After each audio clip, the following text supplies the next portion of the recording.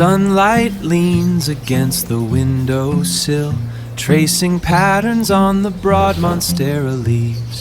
They call me Plant Tate. Good afternoon, welcome to another episode. At ito po ang gagawin natin ngayong araw na ito. Meron po kasi tayong dalawang plants na nakasundahan ng dalawang nanay.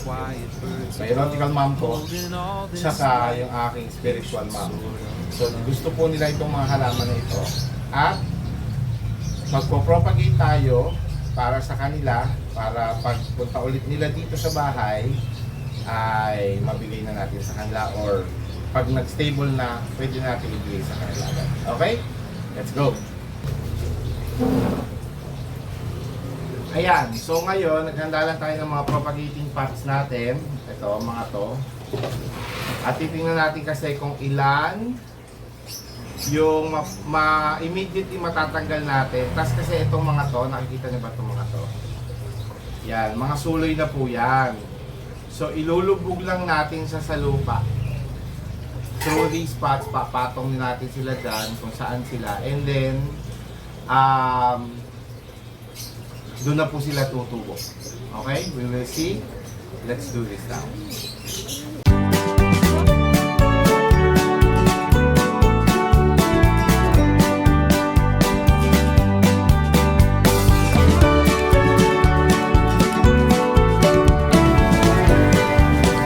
As you can see, ayan o.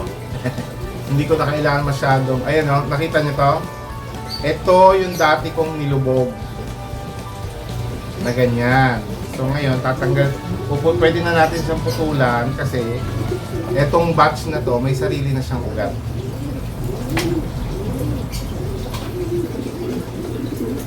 Yan! Yay! So at least may malaking dahon na rin tong dalawa. So ngayon, ito, at saka, baka itong parte na to, pwede ba? Hindi. Hindi. Tutubuan na lang yan panibago sa ilalim.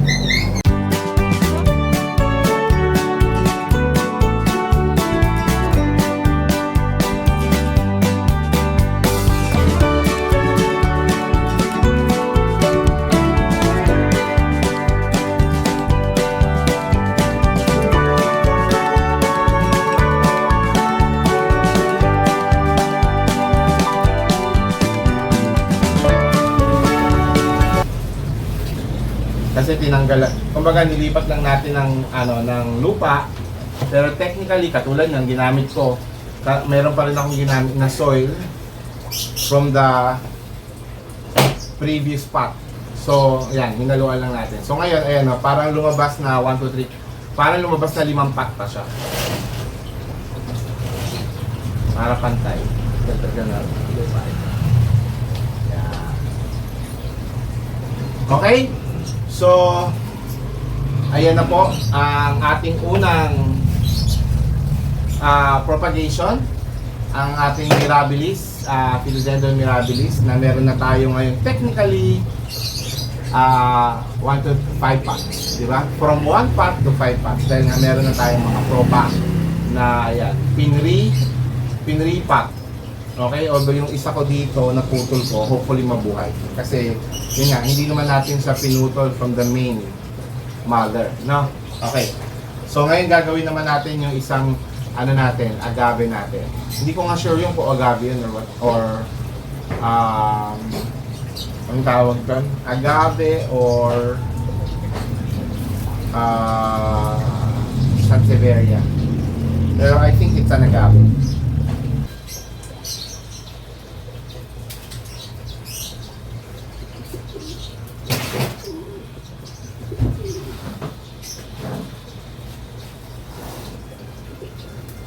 Okay, so now we're on our next plant. Ito medyo mas madugo ito kasi may thorns po ito sa dulo, hindi nyo lang kita. Hindi siya masakit na masakit pero makati siya. So, pinag-iisipan ko pa paano ko siya, parang gusto ko muna siya i-ano.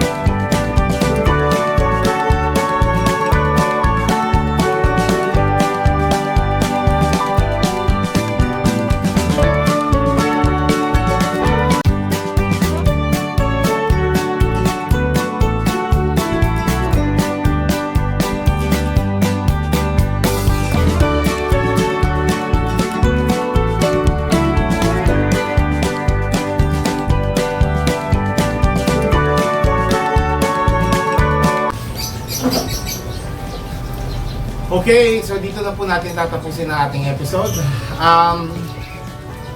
Hindi ko sure masyado kung mabubuhay natin to kasi hindi pa ako marunong mag-propagate. Ngayon lang ako naka-experience mag-propagate nitong agave na to.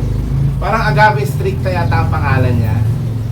Tapos, kasi ano siya, para siyang bromeliad na nakasangang ganon. Kaso hindi pa siya nakaangat masyado. So, yung sa apat na to, isa lang po yung nakuha kong may ugat talaga. Yung tatlo, parang kalagitnaan ko nakuha. So, hindi ko alam kung mabubuhay siya, malamang mamatay. Pero, try lang natin, we will see. Pero yung mother niya, marami pa namang ugat, okay siya. Yun, aalagaan na lang natin siguro sa, I don't know, araw at dilig.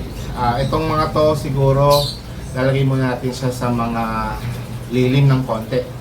Pero yung isa, yung Mirabilis, okay siya, successful yun. I'm positive. Okay? So again, this is Plant Tatay Barry of Antipolo na nagpapasalamat sa lahat ng ating mga kasama at laging mga sumusuporta at nanonood lagi sa ating channel. I hope you enjoyed this video.